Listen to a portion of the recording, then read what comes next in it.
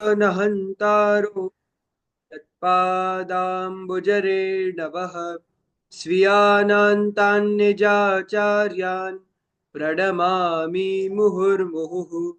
यदनुग्रहतो जन्तुः सर्वदुःखातिगो भवेत् तमहं सर्वदा वन्दे श्रीमद्वल्लभनन्दनम्।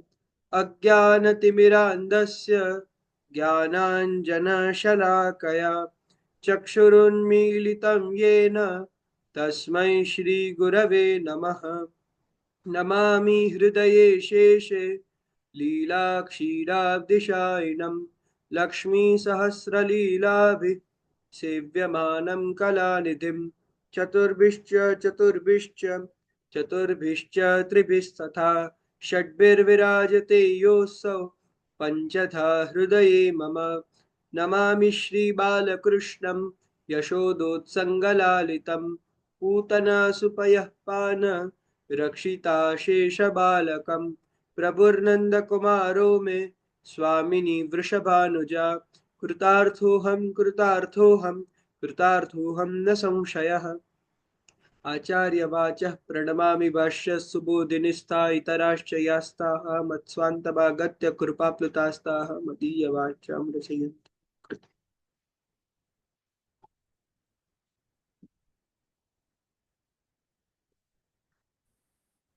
बोलो श्री मुरलीधर।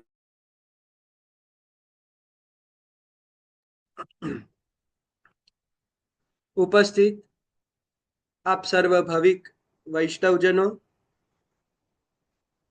આપણે બાલબોધના આ અધ્યયનના સત્રના અંદર જ્યારે ઘણું બધું નવું નવું શ્રી મહાપ્રભુજીની આજ્ઞા પ્રમાણે શ્રી મહાપ્રભુજી દ્વારા આપણે જ્યારે બધું સમજી રહ્યા છીએ કે સર્વ સિદ્ધાંતો જે ધર્મ અર્થ કામ અને મોક્ષ રૂપી જે ચતુર્વિધ પુરુષાર્થો છે એના વિષય મૂલક જે સિદ્ધાંતો છે અને એ સિદ્ધાંતો પણ જે અલગ અલગ પ્રકારના છે ને એમાં પણ જે મોક્ષરૂપી સિદ્ધાંત છે એનું શ્રી મહાપ્રભુજી આપણને એની સમજણ આપી અને ધીમે ધીમે આપણે કયો માર્ગ પસંદ કરવાનો છે એના તરફ આગળ વધારી રહ્યા છે.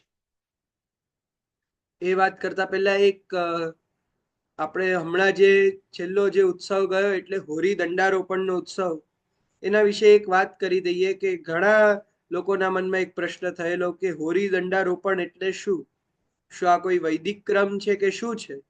તો હોરી દંડારોપણ એ વાસ્તવમાં એક ક્રીડા છે, એક રમત છે.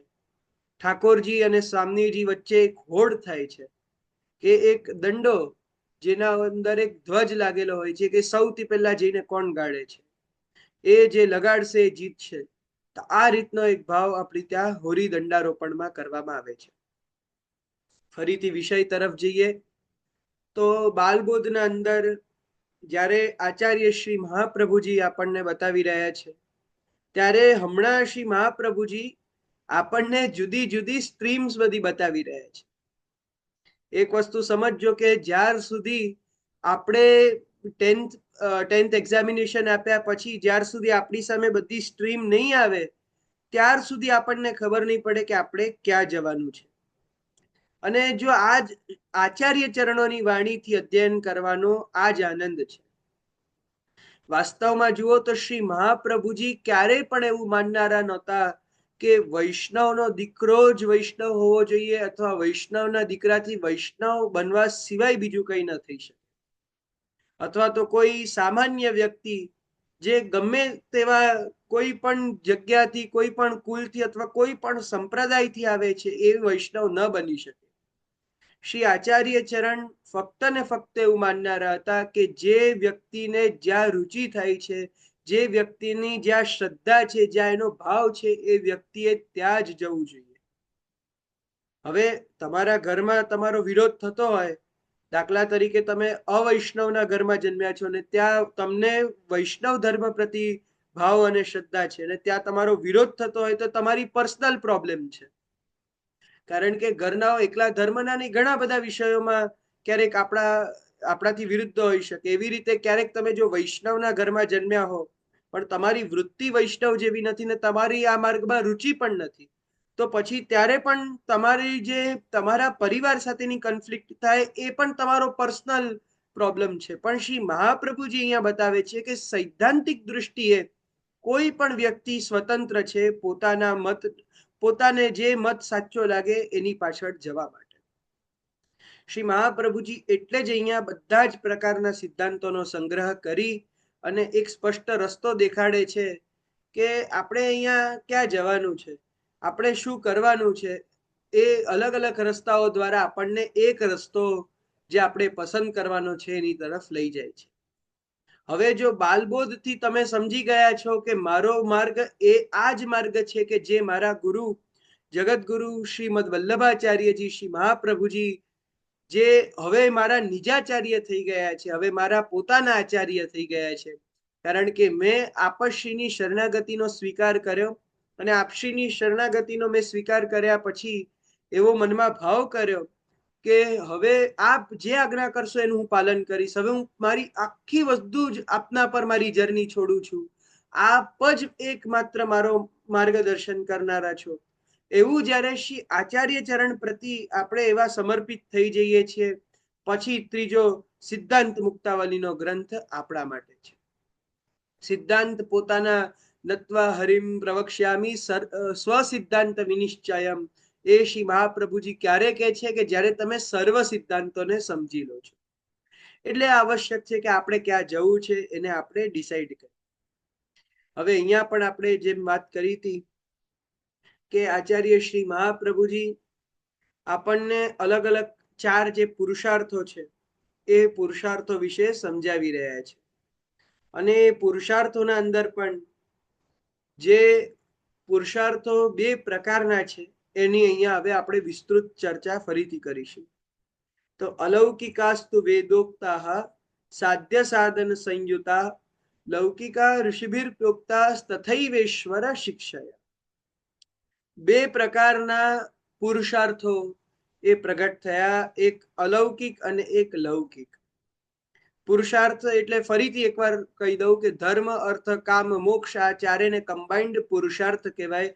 એટલે મનુષ્ય જીવન પાછળનું કારણ, મનુષ્ય જીવનમાં જે આપણે સિદ્ધ કરવાનું છે, જે આપણું સાધ્ય છે એ પુરુષાર્થ કે જેની માટે જ આપણે કોઈ પણ વસ્તુ કરી રહ્યા છીએ. એટલે આપણે કોઈક વસ્તુ કદાચ કોઈ ધર્મને સિદ્ધ કરવા કરતા હોઈએ, કોઈ આપણા કર્તવ્યના રૂપમાં કરતા હોઈએ, કોઈ આપણા કામના આપણી કામના માટે કામનાની પૂર્તિ માટે કરતા હોઈએ, કોઈ ધનની પૂર્તિ માટે કરતા હોઈએ, તો કોઈ આપણે મોક્ષની પ્રાપ્તિ માટે કરતા હોઈએ. તો જુદા જુદા આપણા પુરુષાર્થો માટેના આપણા કાર્યો બનતા હોય છે. હવે એ પુરુષાર્થોમાં અલૌકિક એ વેદમાં બતાવેલા વેદમાં પ્રતિપાદિત પુરુષાર્થોને કયા છે, અને લૌકિક છે એ બાકીના જે ઋષિ મુનિઓ દ્વારા બતાવેલા છે એ પુરુષાર્થોને કીધા છે. હવે અહીંયા એક વસ્તુ ધ્યાન રાખજો કે વેદોક્ત જે પુરુષાર્થ છે ને એ ઈશ્વરની વાણી છે. આ સાંભળજો ધ્યાનથી, એ ઈશ્વરની વાણી છે. જ્યારે કે લૌકિક પુરુષાર્થો અથવા તો ઋષિ દ્વારા પ્રોક્ત જે પુરુષાર્થો છે એ ઈશ્વર પ્રેરિત વાણી છે. આ બંનેમાં એક થોડોક અંતર છે. એક જે લૌકિક છે એ ઈશ્વર પ્રેરિત છે.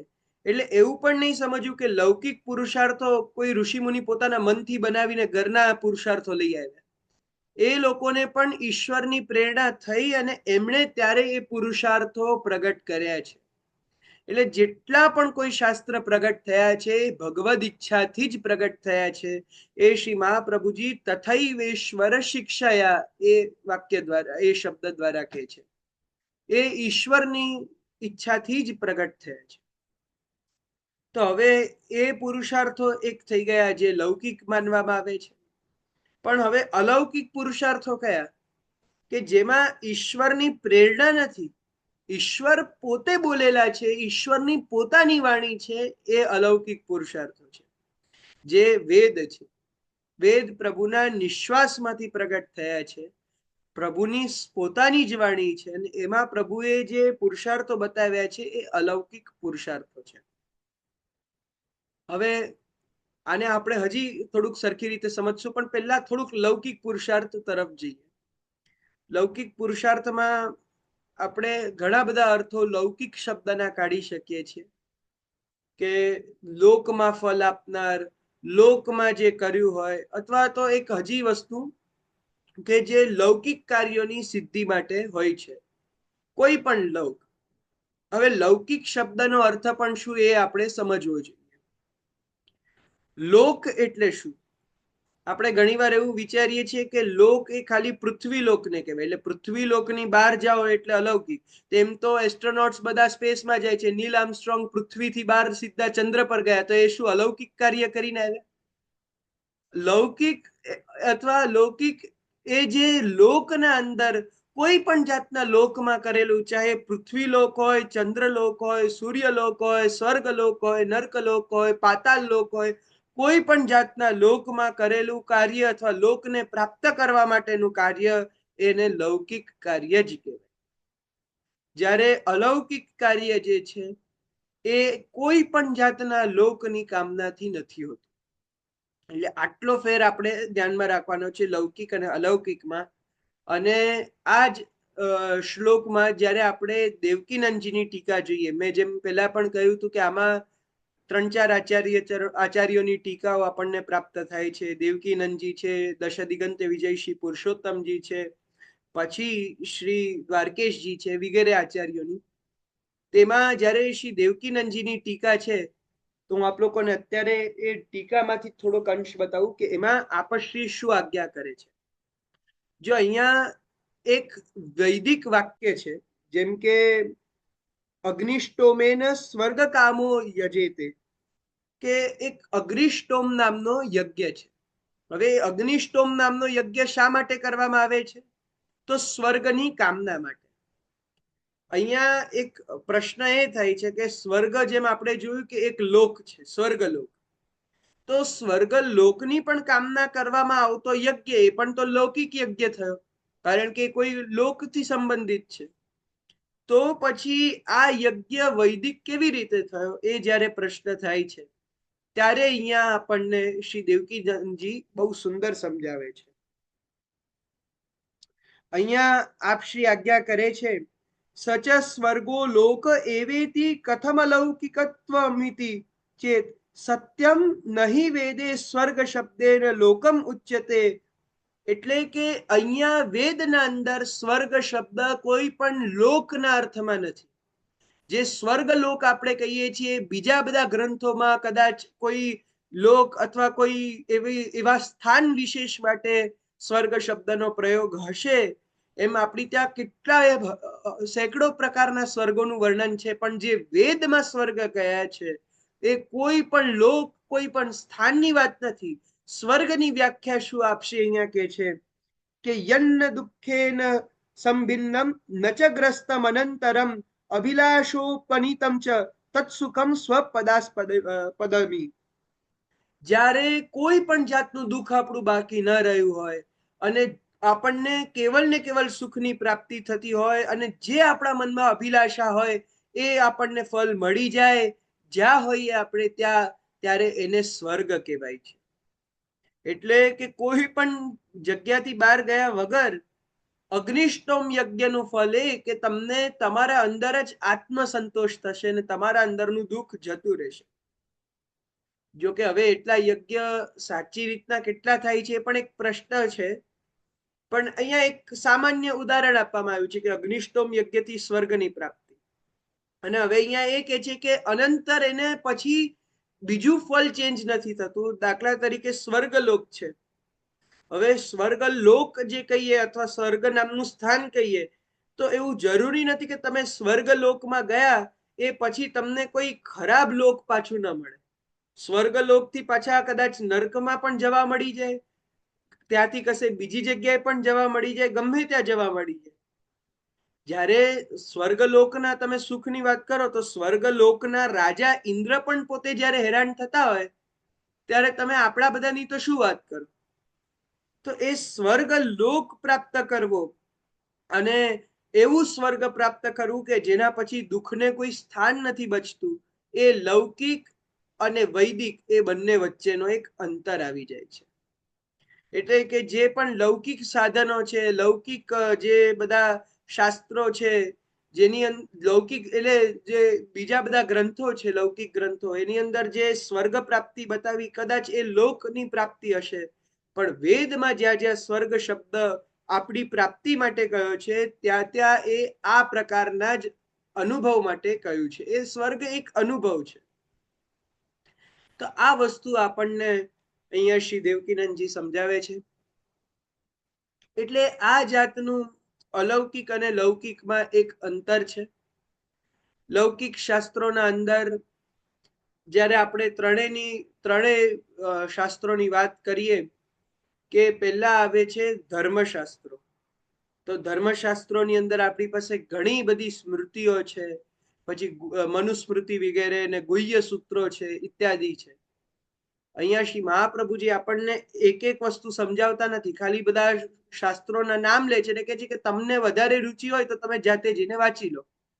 પણ શ્રી આચાર્ય ચરણ આપણને આટલું જ સમજાવે છે.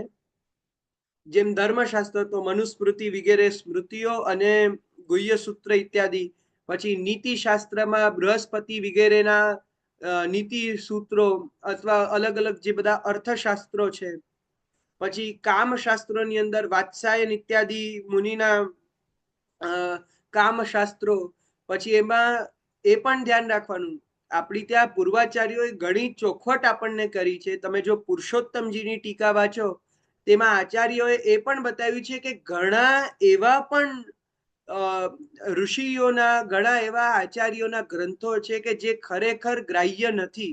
ગ્રાહ્ય એટલે વાંચવા કે જીવનમાં ઉતારવા યોગ્ય નથી.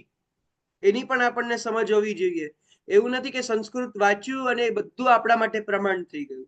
સંસ્કૃતમાં પણ અથવા આપણા એ પ્રાચીન સાહિત્યમાં પણ ઘણી એવી વસ્તુ છે કે જે ગ્રાહ્ય નથી માનવામાં આવતી.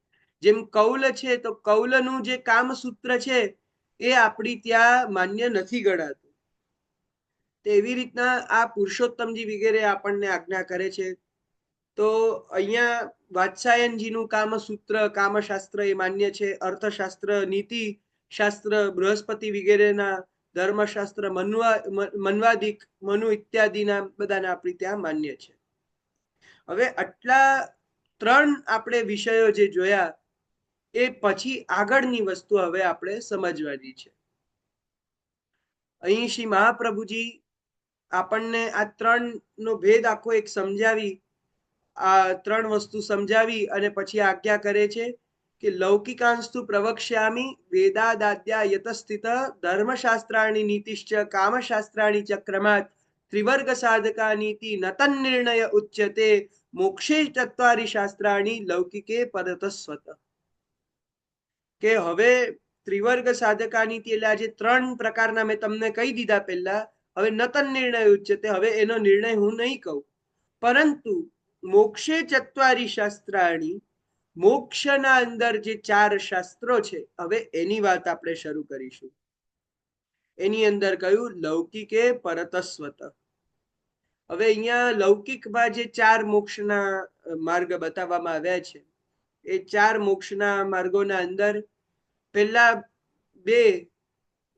તો એના બે મુખ્ય ભાગ કર્યા, સ્વતો મોક્ષ અને પરતો મોક્ષ. જે આપણને જાતે મળી જાય અને પરતો મોક્ષ કોઈક દેવતા ઉપર ડિપેન્ડ કરીને આપણે લેવું પડે. અને જેમ પેલા સ્વતો મોક્ષની વાત આવી કે જાતે મેળવી શકાય, જેમ ભગવાન ગીતાજીમાં કહે છે કે ઉદ્ધરેદ આત્મનાત્માનમ નાત્માનમ અવસાદયેત, ભગવદ ગીતાનું વાક્ય છે કે આત્મા દ્વારા જ પોતાનું કલ્યાણ કરવું. આત્મા દ્વારા જ એટલે જાતે જ આપણે પોતે આ બધા જ પ્રપંચથી મુક્તિ પ્રાપ્ત કરીએ, અથવા તો આપણે આ બધા સંસારથી મુક્તિ પ્રાપ્તિ કરીએ, એને જે આપણે સ્વતંત્ર રીતે કરી શકીએ, એ સ્વતો મોક્ષ. એના અંદર મુખ્ય બે શાસ્ત્રો કયા? આ બધા શાસ્ત્રો શ્રી મહાપ્રભુજી અત્યારે આપણને એક સ્ટ્રીમની જેમ આપી રહ્યા છે. આ બધા સમજવા જેવા છે. પહેલા કહ્યું શ્રી મહાપ્રભુજીએ સાંખ્ય. સાંખ્ય એટલે શું?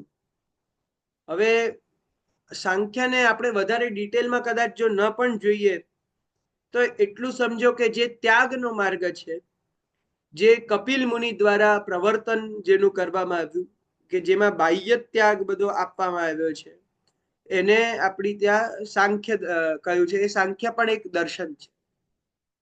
તે સાંખ્ય અને બીજો છે યોગ. યોગ એટલે શું? આપણે આજે જે યોગનો અર્થ બહુ સંકુચિત સમજીએ છીએ એવું નહીં, પણ યોગમાં અષ્ટાંગ છે, 8 ભાગ છે. યોગમાં કયા કયા ભાગ છે? તો યમ, નિયમ, આસન, પ્રાણાયામ, પ્રત્યાહાર, ધ્યાન, ધારણા, સમાધિ. આ 8 એટલે કહીએ ને કે યમ થી લઈને સમાધિ પર્યંત સુધીના 8 અંગને યોગ કહેવાય છે. અને યોગ ત્યારે જ પૂરું થાય છે કે જ્યારે અષ્ટાંગ યોગ થાય છે, 8 એટલે ખાલી આપણે આસનો કર્યા, સૂર્ય નમસ્કાર કર્યા કે પ્રાણાયામ કરી લીધું તેનાથી આપણે યોગી નથી થઈ જતા, અથવા આપણે સંપૂર્ણ રીતે યોગ માર્ગ ઉપર નથી ચાલી શકતા. 8 પહેલુંને જ્યારે સાથે રાખીએ ત્યારે જ યોગના અંદર આપણે કંઈક કરી શકીએ છીએ. અને બેસિકલી યોગ એ ચિત્ત વૃત્તિનો નિરોધ છે. એ આપણે જોયું કે તમે બાહ્ય કોઈ પણ ત્યાગ ભલે ન કરો, પણ તમારા અંદર રહીને તમે ચિત્તને કંટ્રોલ કરી શકો. ચિત્ત એટલે શું? આપણા અંતઃકરણનો એ ભાગ. એટલે આપણું સાયન્સ તો હજી એટલું આગળ વધ્યું નથી કે એને 4 ભાગમાં કદાચ વિભાજિત કરી શકે, પણ આપણી ત્યાં મન, બુદ્ધિ, ચિત્ત અને અહંકાર એવી રીતે અંતઃકરણ 4 કયા છે, એના 4 ભાગ કયા છે. તો એમાં જે ચિત્ત છે ને, એ કોઈના પાસે જવું, કોઈના તરફ જવું, કઈ દિશામાં જવું, પછી શેમાં રુચિ લગાડવી, એ બધું ચિત્ત ઉપર ડિપેન્ડ કરે છે. એ જ ચિત્ત જ્યારે પ્રભુની સેવામાં લાગે છે ત્યારે જ કહ્યું ને શ્રી મહાપ્રભુજીએ, ચેતસ્તત પ્રવણમ સેવા, ત્યારે જ તો એ માનસી સેવા સિદ્ધ કહેવાય છે. જે ખેલ છે બધો ચિત્તનો જ ખેલ છે. એ ચિત્ત જ આપણું પ્રભુમાં લાગે એટલે પછી બીજી કોઈ વસ્તુ બાધક બની નથી શકતી. અત્યારે ભલે ગમે તેટલા આપણી સામે પ્રોબ્લેમો બધી આવતી હોય છે, ઘણી બધી સમસ્યા આવતી હોય છે, કે પરિવાર વાળા છે, પછી લોક છે, પછી આપણી પરિસ્થિતિઓ છે, ઘણા બધા આપણી સામે પ્રશ્ન છે. પણ ખરેખર ઠાકોરજીની ભક્તિથી આપણને મોટામાં મોટી દિવાલ જો નડતી હોય તો એ આપણું જ ચિત્ત છે. આપણું ચિત્ત, કારણ કે ઠાકોરજીમાં હજી લાગ્યું નથી એટલે આપણે ઘણી બધી પ્રકારની એવી બાધાઓને, એવા અવરોધોને જોઈ શકીએ છીએ. એક વસ્તુ યાદ રાખજો કે જે સમયમાં તમારું ચિત્ત ઠાકોરજીમાં લાગી ગયું તો 100 જાતની એવી દિવાલો તો ગોપીજનોની સામે પણ હતી. અષ્ટસખાઓમાંથી ઘણા બધા ભગવદીઓ, 84, 252 વૈષ્ણવો સામે પણ ઘણી બધી એવી દિવાલ હતી. એ બધી દિવાલોને તોડ્યા પછી એ લોકો આગળ વધી શક્યા, એક જ કારણથી કે એમનું ચિત્ત ઠાકોરજીની પાસે હતું. એ ચિત્ત લાગવું એ મોટામાં મોટો ચેલેન્જ છે. અને એ ચેલેન્જનો ઉપાય શ્રી મહાપ્રભુજી આપણને આગળ સિદ્ધાંત મુક્તાવલીમાં આપશે. પણ અત્યારે યોગ માર્ગને સમજીએ તો ચિત્ત વૃત્તિને કંટ્રોલ કરવું, કે એને જ્યાં લઈ જવું હોય ત્યાં લઈ જઈ શકે. તો આ રીતના કોઈ પણ ત્યાગ વગર આ કાર્ય કરવાને યોગ કહેવાય છે. અને યોગમાં જે ઉત્તમ હોય છે એ યોગી કહેવાય છે, જે યોગને બધું કરી લે છે, બધું સિદ્ધ કરી લે છે. પરંતુ યોગી અને યોગીમાં જે બધા યોગીઓના ધ્યાન ગમ્ય છે એવા, કારણ કે યોગ જે છે એ મેં જેમ કહ્યું કે ધ્યાન ઇત્યાદિ બધું એની અંદર આવે છે. તેમાં ચિત્ત જેના અંદર લગાડવાનું હોય છે, ચિત્ત જેમનામાં લગાડવાનું હોય છે, કે જેમના દ્વારા જ યોગ બધા પ્રગટ થયા છે, એમના માટે શબ્દ છે યોગેશ્વર. આપણી ત્યાં અલગ અલગ યોગીઓ ઘણા બધા થયા. મહાદેવજીને પણ આપણી ત્યાં યોગી અથવા જોગી કહેવાય છે. તમે જોજો કે આપણી ત્યાં જે જોગી લીલા બોલાય છે શબ્દ, પ્રભુના જ્યારે પ્રભુની સન્મુખ શિવજી જ્યારે આવે છે ને ત્યારે આપણે જોગી લીલાના પદ ગાઈએ છીએ. એ જોગી શબ્દ પણ યોગીનો જ અપભ્રંશ છે. તો એ યોગી અથવા આદિયોગી શિવજીને કહેવાય છે. પણ યોગેશ્વર તો માત્ર ને માત્ર શ્રી કૃષ્ણને કહેવાય છે. યત્ર યોગેશ્વર કૃષ્ણ યત્ર પાર્થો ધનુર્ધરઃ, ભગવદ ગીતાનો છેલ્લો શ્લોક. આમ આપણી ત્યાં ઘણા બધા અન્ય યોગેશ્વરોની પણ વાત આવી છે, પણ જ્યારે એ યોગેશ્વરના એ રૂઢ ટર્મમાં આપણે સમજવાનો પ્રયત્ન કરીએ તો યોગેશ્વર કે યોગીભીર ધ્યાન ગમ્ય વંદે વિષ્ણુ ભવભય હરમ સર્વલોકૈકનાથમ. જે યોગીઓ દ્વારા ધ્યાન ગમ્ય છે, અથવા યોગીઓ જેમનું ધ્યાન કરે છે એ પ્રભુ, એટલે એ યોગેશ્વર તો ખુદ ઠાકોરજી છે. હવે આ યોગનો માર્ગ અને યોગના માર્ગ માટેના જે શાસ્ત્રો છે એમાં પણ પતંજલિના યોગ સૂત્રો છે. આજે પતંજલિ પરથી એક વાત કહેવા માંગીશ કે પતંજલિ પણ પતંજલિના જે સૂત્રો હતા, પતંજલિકૃત મહાભાષ્ય અને યોગ સૂત્રો, તો એની અંદર પતંજલિ ભગવાન જે વ્યાકરણનું ને યોગનું આપણને જ્ઞાન આપે છે, એનાથી ખરેખર આપણે એક વસ્તુ સમજવી જોઈએ કે ભગવાન પતંજલિ એ કોઈ સામાન્ય મનુષ્ય નહોતા.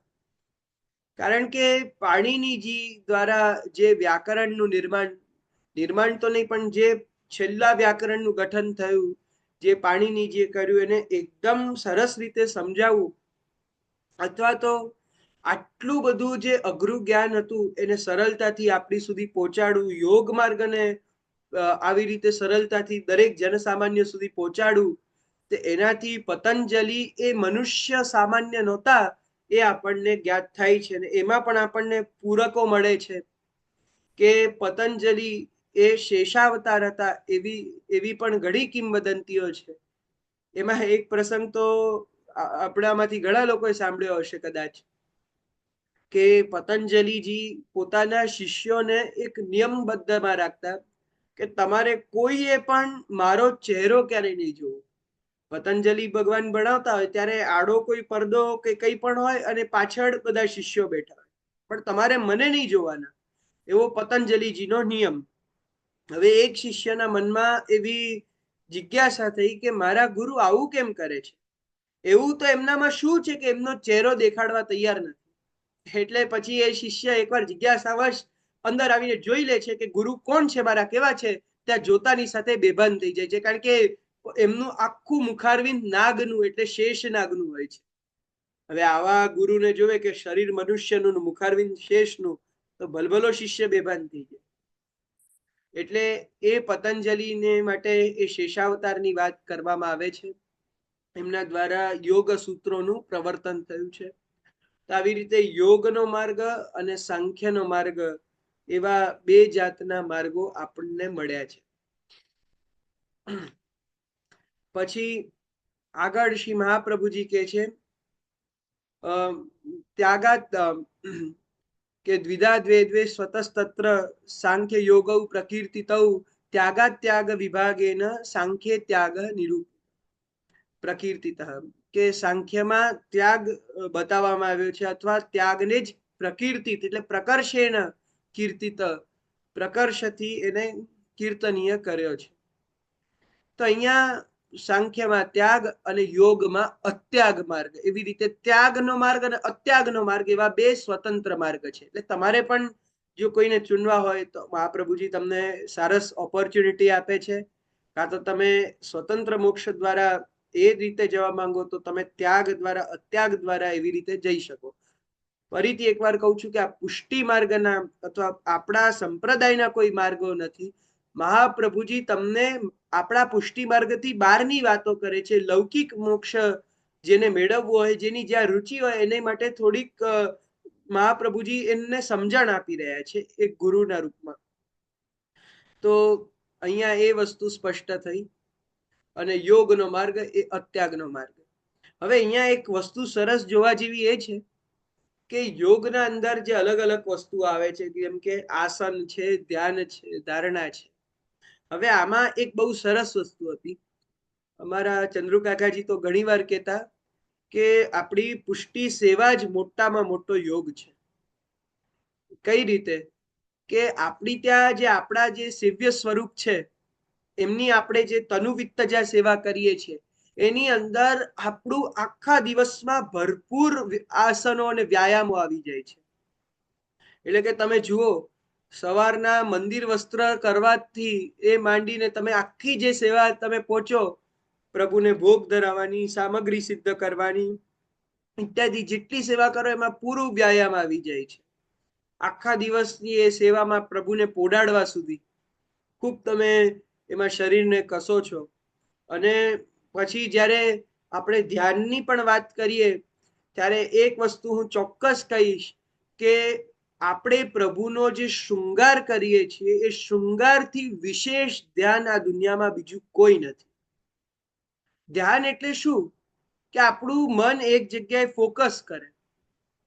હવે ધ્યાનનો એ પણ અર્થ ખોટો છે કે ખાલી આંખ બંધ જ હોવી જોઈએ, આંખ ખુલી હોય તો એ ધ્યાન ન કહેવાય. આંખ બંધ કરીને એક પર્ટિક્યુલર મુદ્રામાં રહીને આમ આવી રીતે રહો એ જ ધ્યાન છે, આ વાત એ ખોટી છે. ધ્યાનના જુદા જુદા પ્રકાર થઈ શકે. હવે એ ધ્યાનની અંદર કોઈક મંત્ર ઉપર અથવા કોઈક બિંદુ ઉપર આપણે ફોકસ કરીએ છીએ તો ત્યાં આપણે ફોકસ જ કરી રહ્યા છીએ. અને અહીંયા ભગવત સેવાની અંદર પણ આપણે શ્રી ઠાકોરજીના જ્યારે શૃંગાર કરીએ છીએ ત્યારે ફૂલ ફોકસ સાથે પ્રભુના શૃંગાર કરીએ છીએ, પૂરી સૂક્ષ્મતા સાથે. અને એમાં પણ જેમના ઘરે શ્રી બાલકૃષ્ણલાલજી વિરાજતા એમની સૂક્ષ્મતા તો ડબલ થઈ જાય છે. કારણ કે નાનું સરખું બાલ સ્વરૂપ, હવે એ સ્વરૂપને આવે પણ શૃંગાર ઓછા, પણ હવે વિશેષ ઉત્સવ તેમાં શૃંગારની સંખ્યા પણ વધારે, તો એને બારીકીથી ધરવું. પાછા જેમ આપણે જોઈએ છીએ કે ઘણી વાર તો ભારે શૃંગારના દિવસોમાં 3 જોડી પોચી, 3 જોડી બાજુ, એટલે વિચાર કરો કે એક હસ્તમાં 6 શૃંગાર આવી ગયા. તો હવે આટલા નાના બાલકૃષ્ણલાલજીને આટલા એક હસ્તમાં 6 શૃંગાર ધરવા હોય તો વિચાર કરો કે કેટલા નાના શૃંગાર જોઈએ. હવે આટલા નાના શૃંગાર ખાલી ધરવા પૂરતાની વાત નથી, પણ એને બનાવવા પૂરતાની પણ વાત છે. જેમ શૃંગાર તમે ખરીદો એ જ જરૂરી નથી, પણ શૃંગાર આપણા ઘરમાં જાતે પણ બને. જેમ આજે પણ અમારી ત્યાં બંને અમ્માજીઓ જ શૃંગાર જાતે બનાવતા હોય છે અને એ જ બનાવીને ધરે છે. તો એમાં જે એકદમ બારીકમાં બારીક જે ખાખા મોતી હોય કે જે સોયથી પણ નથી પોરવાતા, પતલામાં પતલી સોયમાં પણ ન જાય, એને ડાયરેક્ટ ધાગાથી પોરવવું પડે. તો એ ધાગાથી પોરવતા પોરવતા પછી આખી માળા તો નહીં પણ આખા ને આખા વસ્ત્ર સિદ્ધ થાય છે. અમારી ત્યાં એક પ્રાચીન મોતીનો ખાખા મોતીનો આડબંધ બિરાજે છે. આડબંધ એટલે જે આડું એક નાનું સરખું વસ્ત્ર શ્રી ઠાકોરજી ધરે છે. અમારા નાનાજી, પૂજ્ય નાનાજીએ સિદ્ધ કરેલું છે. તો એવા આડબંધ, પછી મલકાજ ટીપારાના ટીપારાથી માંડીને કેટલાય શૃંગાર આપણી ત્યાં આટલા બારીક સિદ્ધ થાય છે. તો વિચાર તો કરો કે આનાથી વધારે ફોકસ કયો યોગી કરી શકતો હશે કે જેમાં આટલું રસાત્મક ભાવ, અને એમાં પણ પાછો સામે એટલો આનંદ કે મારા પ્રભુ એ શૃંગારને અંગીકાર કરશે, મારા પ્રભુ એને ધારણ કરશે. અને તમે જે યોગ કરો, કદાચ આજે તમે યોગ કર્યો તો એનું ફળ તમને બીજું કંઈ નહીં મળે, ખાલી એ થોડાક વખત પૂરતી તમને મનની શાંતિ પ્રાપ્ત થશે જ્યારે તમે યોગનું ધ્યાન કર્યું. પણ જ્યારે તમે શૃંગાર કરો છો ત્યારે તમને એ ભગવદ આનંદ થાય છે. મારા પ્રભુ શૃંગાર ધારણ કરી રહ્યા છે, હજી શૃંગાર ધારણ કરીને ઉપર બિરાજે એટલે તમે એ પ્રભુના દર્શન જાતે કરો છો. ઠાકોરજીને દર્પણ દેખાડો છો કે ઠાકોરજી પણ પોતે જુએ કે તમે મારા શૃંગાર કેવા કર્યા છે. એટલે સ્વામીને જે સંતોષ આપનારી સેવા છે એ સેવા જ્યારે આપણે ફૂલ ફોકસથી કરીએ, અને ખરેખર ધ્યાનમાં કદાચ ફોકસ તૂટી જાય ને તો પણ આપણે ફરીથી શરૂ કરીએ તો કંઈ બગડતું નથી, પણ સેવામાં અથવા શૃંગારમાં ફોકસ જતું રહે છે ને તો ઊંધું ચત્તું જરૂર થાય છે. એ તો મેં પણ અનુભવ કર્યું છે કે ઘણીવાર સેવા કરતી વખતે મન બીજામાં જતું રહે, વાતોચીતોમાં જતું રહે, અથવા કોઈ પણ જાતની બીજી વિચારોમાં આપણું મન જતું રહે છે, ત્યારે કલાકો સુધી શૃંગારનો મેળ નથી પડતો. ગમે તે કરીએ કે એ શૃંગાર બેસતા નથી, શૃંગાર પડી જાય છે, આ થાય છે, તે થાય છે, ઘણું બધું એવું થાય. શૃંગાર બેસે નહીં. કેમ? કારણ કે ઠાકોરજી કહે છે કે તે બીજે મન લાવ્યું કેવી રીતે? તમે ખાલી ને ખાલી મારામાં મન રાખો, કારણ કે તમે અત્યારે મારી પાસે છો. તમે મારાથી દૂર જાઓ તો તમારે જે કરવું હોય તે કરો, પણ જેટલી વાર મારી પાસે છો ત્યારે ખાલી ને ખાલી તમે મારા ઉપર ફોકસ કરો. આ પુષ્ટિ માર્ગનું ધ્યાન છે. એક એક શૃંગાર એટલા બારીકીથી ધરાવીને યાદ રાખવાનું કે આટલા શૃંગાર આવી ગયા કે નહીં. ક્યારેક ક્યારેક ઠાડા સ્વરૂપના જ્યારે શૃંગાર કરતા હોઈએ તો ગળાથી તનિયા ભૂલાઈ જાય, અંદરના વસ્ત્ર ભૂલાઈ જાય, તો બધા વસ્ત્રો એક એક ગણીને આખા ધરાવાના, એક એક શૃંગાર બધા ધરાવાના. પાછા ક્યાંથી શરૂઆત કરવાની એની પદ્ધતિ, ચરણારવિંદથી શૃંગાર કરવાનું શરૂ થાય અને ઉપર મસ્તક સુધી જાય. એટલે પેલા ચરણારવિંદના નેપુર ઇત્યાદિ ધરાવાના, પછી બીજી માળાજીઓ ધરાવવાની. એમાં પણ પાછા જ્યારે સાધારણ દિવસ હોય ત્યારે કર્ણફૂલ ધરાવવાના, જ્યારે ઉત્સવો હોય ત્યારે કુંડલ ધરાવવાના, જ્યારે મુકુટ ધર્યો હોય ત્યારે મયુરાકૃત કુંડલ આવે, જ્યારે કુલેદરી હોય ત્યારે મકરાકૃત કુંડલ આવે. એવી રીતે એક એક શૃંગારના પ્રકાર કયા દિવસે કયું ધરે એ યાદ રાખવાનું. એટલે વિચાર તો કરો કે કેટલું પ્રેઝન્સ ઓફ માઇન્ડ આના માટે જોઈએ કે ત્યારે શૃંગાર આપણા સફળ થાય છે. અને ચોક્કસ કે જે શૃંગારમાં આવી રીતે મન લગાડતા હશે એનું મન ચોક્કસ લાગશે. ને એમાં પછી જો આપણે સગવડિયો ધર્મ કાઢીએ ને, હું એવું નથી કહેતો કે બધા શૃંગાર ધરાવવા જોઈએ કે તમે જડ બની જાઓ કે મારે આમ જ કરવું, પરંતુ એક પ્રણાલિકાનો ફેર આ પણ પડે છે કે જ્યારે તમે પદ્ધતિસરના શૃંગાર ધરો અથવા બધું તમે યાદ કરીને શૃંગાર ધરો ને, પેલામાં તો શું થાય કે તમારા હાથમાં માળા આવીને તમે ધરી દીધી. હવે વસ્ત્ર કોઈ પણ રંગના છે ને એનાથી ઊંધા કોમ્બિનેશનની માળા આપણા હાથમાં આવી એટલે આપણે ધરી દીધી. પણ જ્યારે એક એક વસ્તુનો આપણે કોમ્બિનેશન અને ક્રમ યાદ કરીને ધરીએ છીએ એમાં ફોકસ પણ આપણું વધી જાય છે ને એમાં આપણો ભાવ પણ વધે છે. કારણ કે એ પ્રણાલિકાના ભાવ સાથે કેવલ આપણો ભાવ નહીં, પણ આટલી પેઢીઓથી જે આપણા આચાર્યોએ શ્રી ઠાકોરજીને લાડ લડાવ્યા છે, પ્રભુની આજ્ઞાથી ક્યારેક પ્રભુએ સામેથી આજ્ઞા કરી હોય, ક્યારેક આચાર્યોનો ભાવ એવો થયો હોય, અને એક એક ક્રમ જે પ્રગટ થતા ગયા એ બધા ક્રમો એ બધા ભાવો આપણી સેવામાં લાગુ થાય છે. એટલે એ પ્રણાલિકાનું મહત્વ છે. એવી રીતે સામગ્રીમાં એટલું ધ્યાન રાખવું પડે કે સામગ્રી કેવી રીતે બને છે, કેટલી પ્રમાણમાં શું શું નખાય છે. એમાં પણ પાછા આપણે બોલતા નથી ને મોઢામાંથી છાંટો નથી ઉડતો ને આપણા વાળ બાળ નથી પડતા ને કેટલી આપણી ત્યાં કેર છે. અને અહીંયા તક કે મેં હજી એક ફેર જોયો, આ હું મારો પ્રેક્ટિકલ એક્સપિરિયન્સ કહું છું અને એ ખરેખર બહુ મને કારગર લાગ્યું. કે હું સાચું કહું તો હું પહેલા જે સેવા શ્લોકા છે જે શ્રી ગોપીનાથજી અને ગુસાઈજીના બનાવેલા છે, એટલે દરેક સેવા પ્રકારનો એક એક શ્લોક છે. એટલે સ્નાન કરવાનો પણ શ્લોક છે, જારીજી ભરવાનો શ્લોક છે, બધાના શ્લોક છે.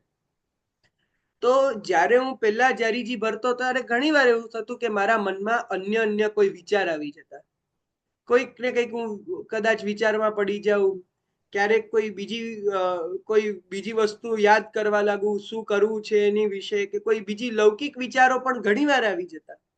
પણ એક વસ્તુ મેં જોઈ કે સેવા શ્લોકામાં જ્યારે આપણે મનની અંદર એ શ્લોકોનું ઉચ્ચારણ કરીએ છીએ, કારણ કે જો જારીજી ભરવું હવે આપણા માટે એવી વસ્તુ થઈ ગઈ કે એમાં આપણે વિચારીને પધરાવવાની જરૂરત નથી. આપણે જલ કાઢ્યું, અંદર પધરાવ્યું, તો એમાં સંભવ છે કે આપણું હાથ એનું કામ કરતું હોય ને આપણું મન આપણી અલગ દિશામાં ભટકતું હોય.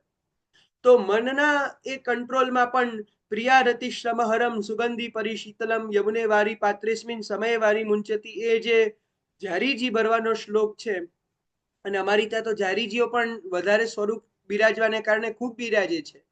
તો એમાં બંને ક્રમો સિદ્ધ થાય છે. એક હરિરાયજીએ પણ સેવાના ક્રમના શ્લોક બતાવ્યા. તો એની અંદર હરિરાયજી એવું કહે છે કે તમે નવરત્ન બોલો. હવે કદાચ એક સ્વરૂપ બિરાજતું હોય તેમની એક જારીજીમાં આટલો સમય ન પડે, પણ હું તો ભાગ્યશાળી પોતાને માનું કે આટલો બધો સમય છે તો આખું ને આખું નવરત્ન બોલાઈ જાય ને આખું સેવા શ્લોકમાં જે જારીજીનો શ્લોક છે એ પણ બોલાઈ જાય. તો આવું કરીને ગમે તે રીતે આપણું મન ઠાકોરજીમાં જ કેન્દ્રિત રહે, એના માટે આપણે બધાએ પ્રયત્નશીલ બનવાનું છે. તો આપણે બીજો કોઈ યોગ કરવાની જરૂરત નથી. આસન વ્યાયામ ઇત્યાદિ કરો તેમાં કંઈ ખોટું પણ નથી, સારી જ વસ્તુ છે, પણ આપણી સેવામાં બધું આવી જાય છે. અને એ જે સેવા કરતા હોય છે એને પછી કોઈ જાતની લિમિટ નથી રહેતી. એ પછી કહીએ ને કે રાજના ખાસાના ખવાસ બની જાય છે. પછી એ ઠાકોરજીની જેમ જ આખા આનંદમય બની જાય છે. પછી આપણા દરેક વસ્તુના પર્સપેક્ટિવ બદલાઈ જાય છે. પહેલા કદાચ તમે શૃંગાર ધારણ કરતા હોત, પહેલા કદાચ તમે દાગીનાઓ પહેરતા હોત, તો તમારા મનમાં એવું થતું હોત કે હું બીજાને કોઈને બતાવું અથવા હું પોતાની જાતને કંઈક કોઈ રીતે દર્શાવું.